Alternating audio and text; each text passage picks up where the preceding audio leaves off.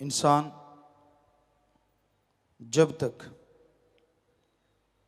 अपने ऐबों को, अपने गुनाहों को नहीं देखता, तब तक वो गुणवान नहीं बन सकता और तब तक मालिक के नूरी स्वरूप को प्रकट नहीं कर सकता। अपने अंदर के ऐब गुनाहों को देखेगा, समझाएगी कि परमपिता परमात्मा उससे क्यों दूर है। सुमरन करे, सेवा करे तो वो अवगुण दूर हो जाते हैं और इंसान मालिक की दया में रहमत के काबिल बनता चला जाता है। तो आपके अंदर जो अवगुण हैं, आपके अंदर जो कमियां हैं, उनको दूर करो, क्योंकि अंत्यकरण की सफाई इंसान को खुशियां देती है। अंत्यकरण की सफाई परमपिता परमात्मा से मिला देती है। अंत्यकरण की सफाई इंसान को वो लज्जत, वो आनंद देती है जिसकी कभी कल्पना नहीं की होती। जैसे उदाहरण के तौर पे आपके घर में साजो सामान बिखरा पड़ा है, मिट्टी कूड़ा करकट भरा है, किसी त्योहार पे, किसी समय पे आप उसे साफ करते हैं, रंग रोगन कर देते हैं, तो घर वही होता है, आपको बड़ा खुशी आती है, बड़ा आनंद महसूस होता है। उसी तरह आपके घर में तो आपका परमपिता परमात्मा है, यानी शरीर रूपी घर में, पर आपने काम वासना, क्रोध, लोभ, मोह, अहंकार, मनमाया का कचरा इतना बिखेर रखा है, इनकी ऐसी दीवारें खड़ी कर रखी हैं, आत्मा के पास होते हुए भी परमात्मा आत्मा को नजर नहीं आता। जैसे घर को साफ करने के लिए झाड़ू पोछा आप करते हैं, रंग रोगन आप करते हैं, उसी तरह अपने परम पिता परमात्मा को पाने के लिए सुमरन करो, सेवा करो और सबका भला मांगो और करो, तो मालिक आपको भी नजर जरूर आएंगे। किसी का बुरा कभी नहीं करना चाहिए, सबका भला मांगो, सबके लिए दुआ करो और मालिक जरूर खुशियां देते हैं। मालिक रहमो करम से नवाज देते हैं। अगर इंसान वचनों पे अमल करता है, अगर सेवा सुमन करता है, तो जरूर उसे तमाम खुशियां मिलती हैं जो लिख बोल के बताई नहीं जा सकती। तो इसलिए सेवा करो, सुमरन करो, वचनों पे रहो, ताकि मालिक की जो बरकतें हैं वो आपकी झोली में आए, आप गमगीन ना हो, सदा खुश रहें।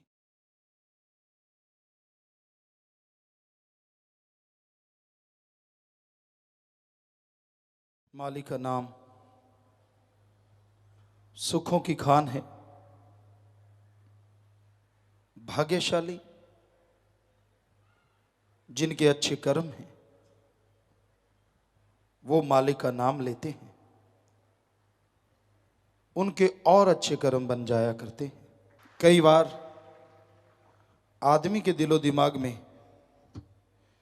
यह बात जज जाती है, मैं भाग्यशाली हूं, अनलक्की हूं।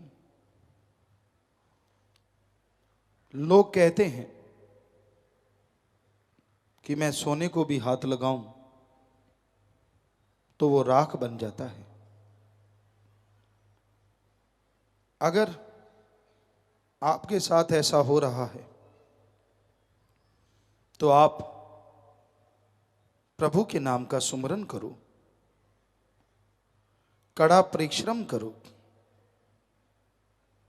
ईश्वर का नाम आपको अनलक्की से लक्की बनाएगा और जो मेहनत आप करेंगे उसमें बरकत डालेगा और आप दुनिया के हर अच्छे क्षेत्र में सफलता की सीढ़ियां चढ़ते चले जाएंगे।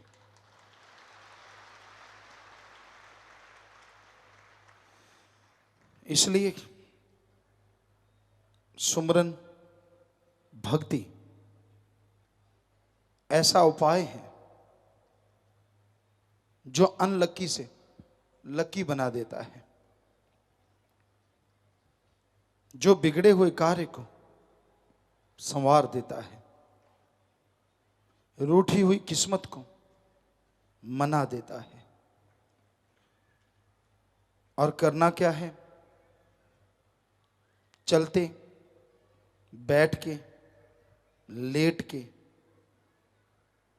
शारीरिक अवस्था कुछ भी हो, पर आप जिह्वा से, ख्यालों से मालिक का नाम लेते रहें, प्रभु की भक्ति करते रहें। यकीनन वो मालिक की दरगाह में मंजूर होगी और आप अपने पाप कर्मों से, संचित कर्मों से बच जाएंगे। इंसान से जाने अनजाने में गलतियां होती रहती हैं। इंसानियत की राह छोड़ के कभी कभी इंसान हैवान बन जाता है, शैतान बन जाता है, दरिंदा बन जाता है। पर जब उसे होश आती है, पश्चाताप होता है, दुख लगता है, परेशानी होती है, सिर्फ सोचने से, पश्चाताप करने से आप उन पाप कर्मों से, उनके बोझ से नहीं बच सकते। और अगर आप बचना चाहें तो एकमात्र उपाय सुमरन और सेवा।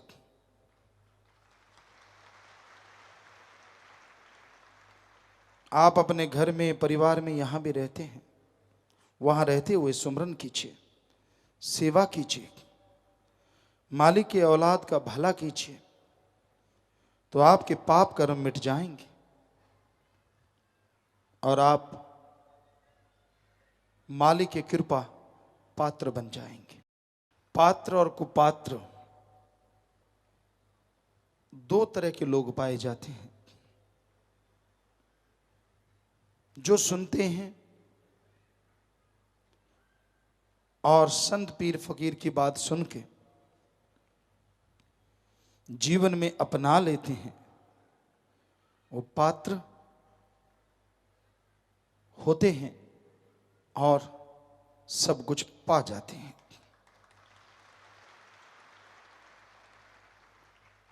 कई सुनते ही नहीं, आते ही नहीं और मानते ही नहीं, वो कुपात्र होते हैं।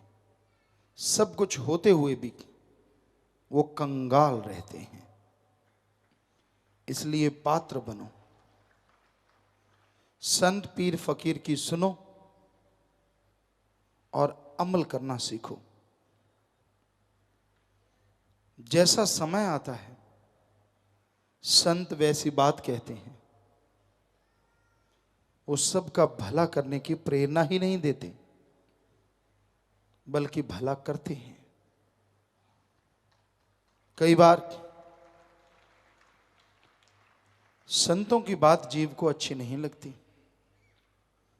मनमतों का टोला, मन और माया इंसान को गुमराह कर देती है और उसे संतों के वचन अच्छे लगने बंद हो जाते हैं। समझ लीजिए ये आपका भयानक समय है, ये आपके पतन का समय है।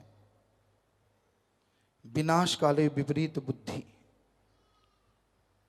हो सकता है आपका विनाश होने वाला हो।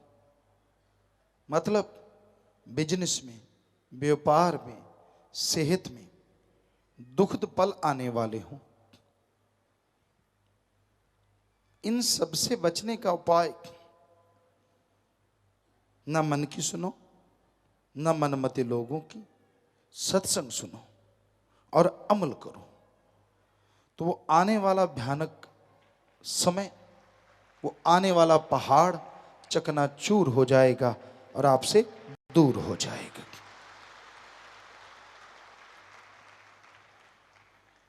टेंशन, चिंता किसी चीज का हल नहीं। टेंशन चिंता से अगर काज संवरते तो आप सारे परिवार को टेंशन पे बिठा दो कि भाई मुझे परेशानी है, सारा परिवार रोने लग जाए, टेंशन में चिंता में तड़पने लग जाए, क्या होगा? बल्कि आपका बिगड़ा काम और बिगड़ जाएगा और परिवार की सेहत भी और खराब हो जाएगी। चिंतन करो, चिंता ना करो। जो कार्य आप करने जा रहे हैं अच्छा नेक है, फिर भी चिंतन करो, उसके बारे में सोचो, उनके पहलुओं पे नजर दौड़ाओ। आप जो करने जा रहे हैं कितने फायदे कितने नुकसान हैं। कई नुकसान ऐसे होते हैं जिनकी भरपाई कभी नहीं होती। जैसे आपको दुनिया में फायदा हो जाए, औलाद में फायदा हो जाए, जमीन जायदाद में फायदा हो जाए, लेकिन अगर आप भक्ति से दूर हो जाएं तो वो दूरी का घाटा कोई पूरा नहीं कर सकता। बिजनेस में घाटा पड़ा, ईश्वर की कृपा हो, आप मेहनत करें, कई गुना ज्यादा फायदा ले सकते हैं।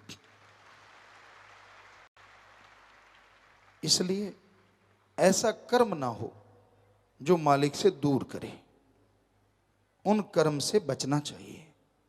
और जो सत्संग में आते हैं,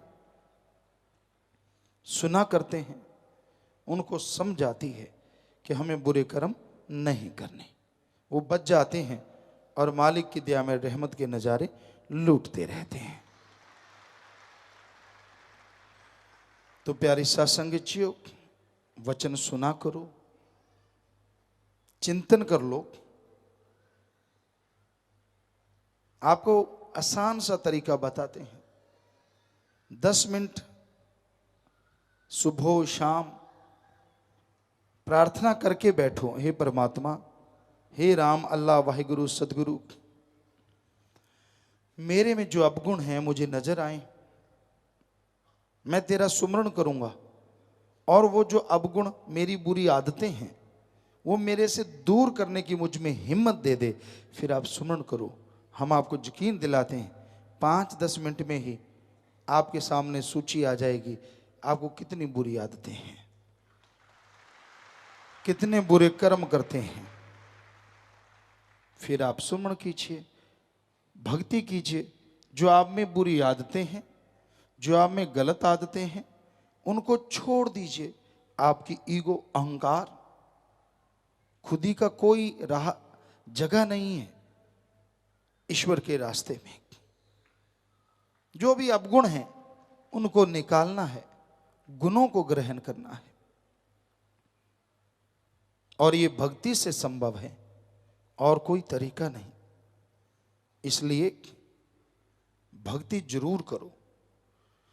जैसे गर्मी का महीना है, अब दोपहरी में बाहर निकलिए, कोई निकलता नहीं होगा, पर सदगुरु की रहमत से हमने जून के महीने में, मई के महीने में 12 बजे तक ट्रैक्टर चलाया करते थे, और उसमें पता चलता है कि मौसम होता कैसा है। ट्रैक्टर यूं लगता था फटेगा, ट्रैक्टर को कई बार पानी पिलाना पड़ता था, यानी गर्म हो जाता था।